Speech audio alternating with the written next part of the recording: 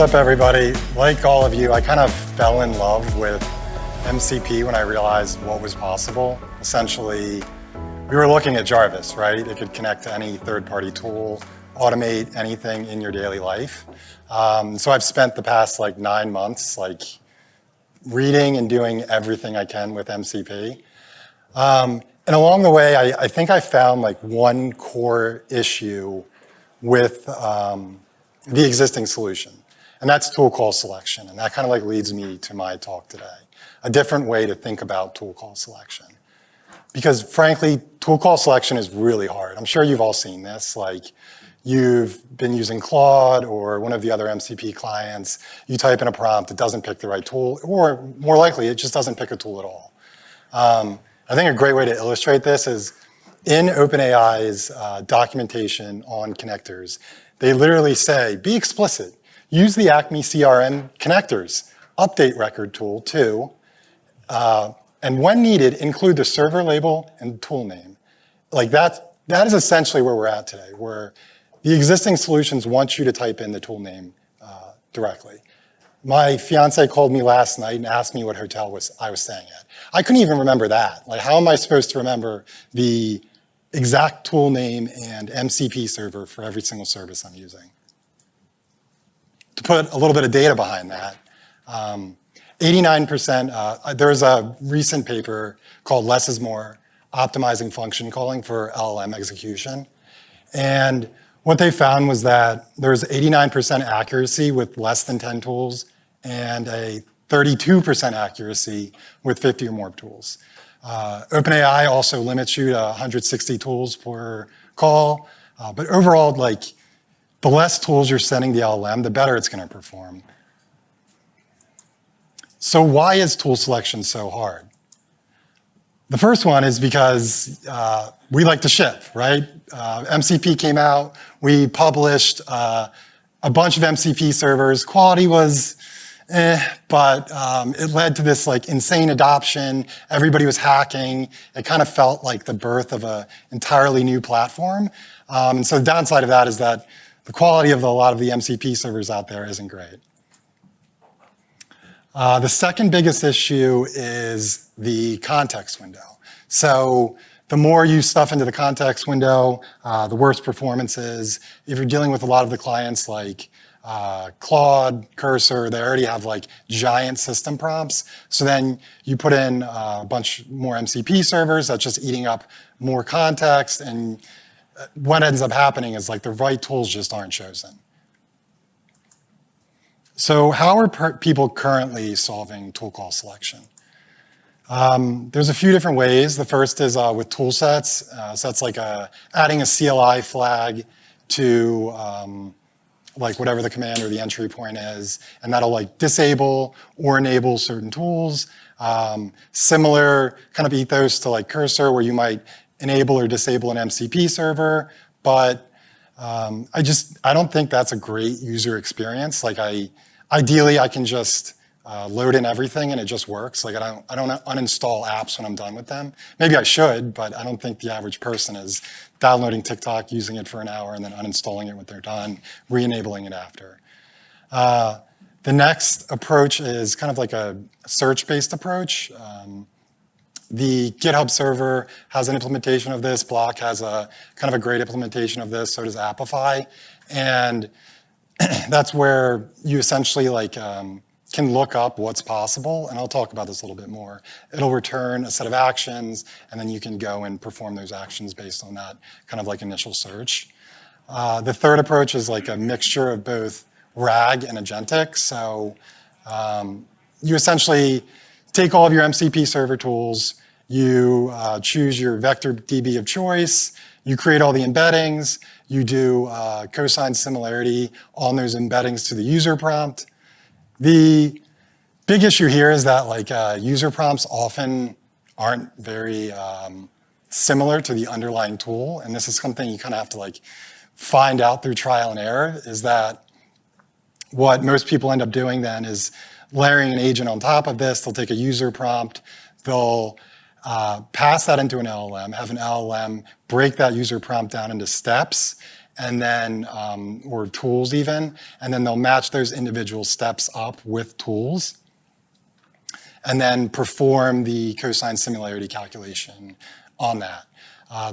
Downside here is that you're introducing another LLM call on every single request, so added cost, also added latency on like the tool call selection side. But that's like I guess like the biggest way most people are kind of solving this at like a client layer. The other solutions I kind of mentioned earlier, like the tool search, that's typically done at the server layer. And so Block has like a great article on this I'd recommend reading. It's called Tools Are Like Ogres or Onions. And they essentially take like a three-pronged approach where you send in a request, you see what's possible. So they'll return a bunch of like different actions you can take. You can then get type info for all of those. And then finally, you can execute them in a third tool call. Similar to like what Apify is doing, where you can look up the actors, you can add an actor, you can get information on that actor, and then you can actually execute the actor. So again, this is like, I think MCP server developers fixing problems that are really client problems, and with the problem being that most clients don't let you load in a bunch of MCP servers. They don't let you load in a bunch of tools. And so we have a bunch of like really creative server developers trying to solve this problem for them. Something else I kind of wanted to add into this that's a little bit of extra context that I can talk in later, that I'm going to talk more about later is, so like when should you actually add tools in the function call loop? Like maybe you're thinking, Matt, why don't I just add additional tool calls or MCP tool calls like on iteration 2 of the function call loop? And there's a pretty interesting article about Manus talking about this. And essentially what they found is that you start to see hallucinations and other issues when you add in tool calls or new tool calls later on in the function call loop cycle. So you really need to have them in that initial call or you're going to see issues. The other big problem is your KV cache hit rate is going to go down dramatically if you're adding in tool calls mid-loop. So like with the way things are set up today, there's some ways to get around this with like masking the logits, which I'll talk about in a bit, but you really should be like loading your tool calls in at the start. So that takes me to the graph-based approach. It's something I've kind of been like toying with over the past like few months is like, how do we solve this tool call selection problem? Like I mentioned earlier, I want to load in 1,000 MCP servers, every website I connect to daily, and I want to be able to ask it any prompt and get any answer. And in order for that to happen, we really need to figure out how to get the LLM to choose the right tool. We need to get around those tool call limits of like 160 at OpenAI. I forget what it is off the top of my head with Anthropic, but it's somewhere similar. So like, how do we get around these limits? How do we make sure the LLM is calling the right tool? And how do we deal with MCP servers that were vibe coded a bit and maybe rushed a little bit? How do we make them work like how they should? So why a graph? I think it makes some logical sense when you think about what tool calls are, if you think about like the function call loop. And that's because essentially tools are kind of like a DAG. Like you're calling tool A, then tool B, then tool C to get to tool D, which is like the final result, right? So say for example, with like the ClickUp MCP server, you want to create a task. In order to create a task, you first need to list your workspaces, and then you need to list all the boards in that workspace, and then I think it's lists after that. And then finally, you can create a task for that list, right? But there's like kind of this like multi-step approach you need to take to get to that final result of creating a task. Another great example is like, as you add more MCP servers, you're gonna have a lot of alternatives to certain tool calls. So I think a good example of this is like, say you wanna write an SEO article. How would I do that? I would use either the Ahrefs, SEMrush, or Data for SEO MCP server to pull in keyword information for a given keyword or related keywords. So like from step one, there's 3 alternatives you can choose from. Step 2 would be then using the probably the SERP API MCP server to go and crawl those keywords. There's also like 3 alternatives there. Step 3 is then pulling the content for all of those sites. So there's Firecrawl, there's a million different solutions there. And then step 4 might be like dynamically figuring out what's missing from all 10 pieces of those content. And so what you have is basically a bunch of different ways to get to that kind of like final tool call. And graphs let you do really interesting things with that information. So say, for example, you know the API cost or credit cost of every single one of those. They all cost something. So you're now able to calculate the cheapest path to the end result, which is that like article. You could also calculate the fastest path. Maybe if speed is important to you. You could calculate the latency of each one of those nodes in the graph and find that this SERP API with Ahrefs, those 2 return the quickest, and so that's like the fastest path to get you to your end result. And that's just like a few of the ways. It really just opens up the possibilities of how to think about tools, both in like the selection phase, as well as like the execution phase. So I talked a little bit about these before, but I kind of wanted to go a little bit deeper. So I think like the 3 main things I've been playing around with the most are shortest path, so least number of tool calls, or you could look at this as latency. You could calculate latency of each tool call. Cheapest path, so you can calculate like the actual cost of a tool call. And I think as we start to see monetization or greater monetization of MCP, this is going to be more important. You can let the agent figure out what's the cheapest way to get us to our end result. And finally, you can do centrality based. So that's kind of like your similar to like cosine similarity or the vector embeddings, like a RAG. You can basically create embeddings in all the tool call descriptions, and then k-means cluster them from there, and then select tools in that cluster. The other really cool thing you can do with the graph-based approach is you can dynamically re-rank tools over time, like the actual relationships between tools based on past executions. So some pretty innovative things I've seen people do is they will essentially run simulations through like hundreds of MCP servers, figure out when they actually work, like what chain of tools actually work together, and then they will create relationships based on those tools and use that to inform future tool calls.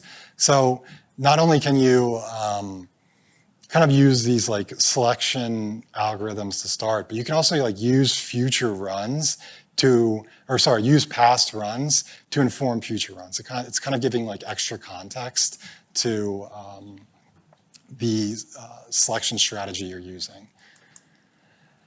So that gets me to like, how do we actually set up this graph? What does this look like? Don't worry, I've got some actual code and a demo later. A lot of theory to get through to like kind of showcase my point, but step 1, you need to bootstrap the graph. And so what does that look like? The way it's typically done, if you look at a lot of like the graph RAG solutions, a lot of knowledge graphs, you are using an LLM to basically bootstrap all of the nodes, relationships, like the actual JSON schema of the graph itself. And so, 3 different ways to do this. Pairwise, not great time complexity, but does work extremely well if you're willing to sit through it. You can also do it in like loops of n. Or if you don't have too many tools, you can just load them all into context at once. I will say that even though there's kind of this like upfront bootstrap cost, it's still actually a lot better than like the agentic RAG approach because you're not introducing latency on every request, right? If you're using like RAG and then like an agent to break up the prompt for the RAG, that's an LLM call on every single user request. If you do it this way, you've got an expensive LLM call to bootstrap the graph, and then you've got some LLM calls when you add new tools, but overall, like the actual cost is going to be much lower, and there's no additional latency added to individual user prompts or calls. So kind of like jumping from there back to like my original point. So now you've got all of these tools, right? You bootstrap the graph. You have a user prompt in. How do you give all of those tools to the LLM efficiently based on what tools were returned? So say, for example, based on your graph in that ClickUp example earlier, you know that you don't want to call the create task tool because first you need to call the list boards tool, right? Because otherwise the LLM is going to respond with, like, what's the board ID where you would like to create this task in? And the user is going to be like, I don't know my board IDs. So you need to start with that like higher level tool. And you can do this by like masking the logits. And again, this was introduced by Manus. You can do this, if you're running VLM, you can do this yourself, but if you're like the rest of the world and you're using OpenAI, you can just use specified tool calls and provide like a mask in the tool. So you can just like, essentially it like blanks out the tools to the LLM during the decode phase so that they don't see them. And it will essentially inform like the tool call selection itself. So the benchmark, does it work, Matt? What I found, basically hand designed like a list of 500 tools with the help of an LLM, and then 15 prompts. And then I went through and actually chose which tools are the best for those. And I found like 150% improvement in tool call selection. All right. I guess you guys are going to actually see everything now. It'll kind of, I think, illustrate my point here a lot better. Okay, so this is the graph, right? This is a graph I bootstrapped using an LLM, like I mentioned earlier, based on all of the tools in ClickUp. Created a Neo4j graph based on that. And so if you can see here, like each node, and I actually can't see this on my screen, so I'm gonna walk over here, has like essentially like the description, it has the input parameters, it has like the tool name, and from this you can define relationships between tools. So these edges are actually like defined relationships. It's a bit hard to see, I'll see if I can zoom in. But like this, I believe is like a requires relationship, and it can base, the LLM can like look at the entire set of tool calls and understand which tools require another tool to be called first, which tools feed into another tool. So it can look at the output of list tasks, returns a task ID, and the delete task requires a task ID. And so it can better understand the relationships between those tools. And it does this by essentially, like taking all of the tool schema and building the graph around this. And so, again, like there is ways to solve this in like with better designed servers. The reality is that most servers aren't well designed. I'll say shout out like Pulse and Hugging Face. There's some great servers there, but if you're like me, I want to connect to everything. And to do that today and have it work well with an LLM, you need a way to feed into the LLM the relationships of the tools themselves. Otherwise, it's just not going to choose the right ones. And I will kind of wrap this up here with some code. And this is a great example. So this is using the graph-based approach. I said, create me a task in ClickUp. The LLMs are typically, and I'll show you this in the next tab, they're just going to choose the create task tool. The issue with that is that in order to call that tool, you need the list ID. And so then it's going to ask the user for their list ID. They're not going to know the list ID. And then they're going to say, okay, well, what's the list ID? And then that's going to return it's going to need a board ID or some other ID. And it ends up just being a bad experience for the end user. And so, yeah, what I did here is I took the graph information, gave it to the LLM, and it called the correct tool first, which is get workspace hierarchy. Everything flows from there. That'll give them all of the information to present to the user. Here's all of your lists. You can use like MCP UI to generate UI, let them click on the list they want to create the task in. And you've now essentially cut out like 3 turns in the user conversation and giving them what they want kind of like much faster without them having to type more.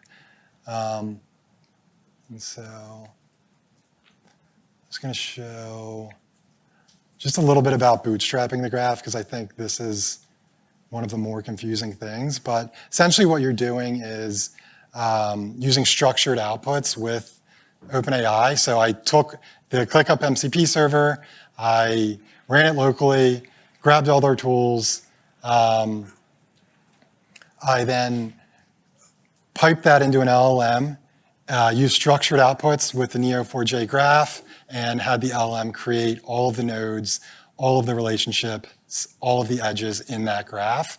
And then I took that, dumped it into Neo4j, and now anytime I like have a user prompt, I can query the graph first, filter things down, grab prerequisite tools, use a bunch of different selection algorithms to find like the actual best tool. Again, you could do like the cheapest, the fastest. It really, I think, opens up the possibility of like what you can do with tool call selection. I think like, yeah, the last thing I wanted to show here was just like the actual, some of the actual like search algorithms. So you can essentially search off of like cosine similarity like you normally would. You could do it based off of like centroid clustering. The end result being that like you're much more flexible in how you decide to find those tools. And then, as you can see, this took me a lot of attempts. I think I've got like 60 different files here. And I'll push this all up onto GitHub later. Here we go. This is the final file. So you can see like all of the edges that are defined, all of the nodes, all of the workflows, and the graph. But yeah, that kind of like, I guess, takes me through like the kind of like graph-based approach. Like I said, I'm going to push this up to GitHub if anyone wants to check it out. It's just going to be GitHub, MC Lenhard, which is my username, and then tool graph. Love for some other people to play around with it. I think there's a ton of possibilities here. We're in inning 1, I think, when it comes to tools, and I think there's a lot of possibilities from there.